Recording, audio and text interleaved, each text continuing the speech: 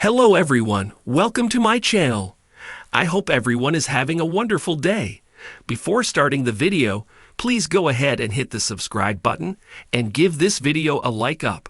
Young and Restless fans had a hunch that there was more to the twist in Diane's story than met the eye, and they were correct.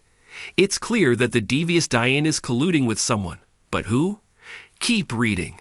When Jack and Diane began having epic and very public spats, Young and Restless fans quickly began to wonder if they were putting it all on for show. For whose benefit? Why, Victor's, of course. Lulling the mustache into a false sense of security by having him believe his plan to ruin Jack's life was working might throw him off of his game. Moreover, Diane and Jack could divide and conquer, so to speak, with one working on getting Kyle back into the fold as the other dealt with the Black Knight.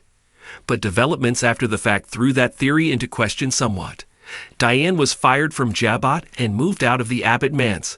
Pretty extreme measures for a ruse. Diane and Kyle have battled publicly, and her plot to get him fired from Glissade was exposed by Victor in his latest maneuver, which very obviously threw Diane for a loop. Going back to her suite at the club, Diane made a cryptic phone call to someone unknown and told them, "We have a problem," and that things were not turning out the way they planned. It could have been Jack she was speaking to, but there are other, more shocking possibilities. It all comes down to what Diane's true agenda is. If she's working with Jack to beat Victor at his own game and reunite their family, that's one thing. However, if Diane is truly, as even Tracy believes, out for herself and wants Glissade, then she could be working with the only other person in town who has the same goal. Asterisk, drum roll please, asterisk.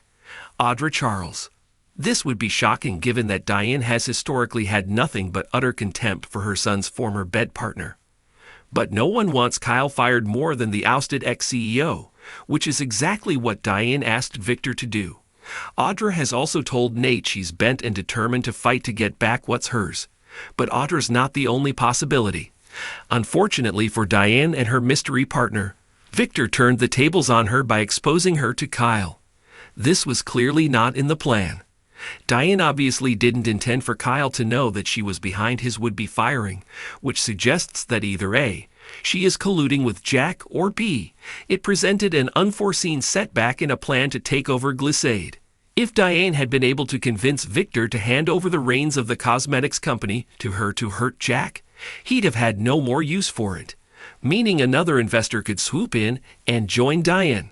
Who do we know with that kind of money and that kind of interest in Glissade?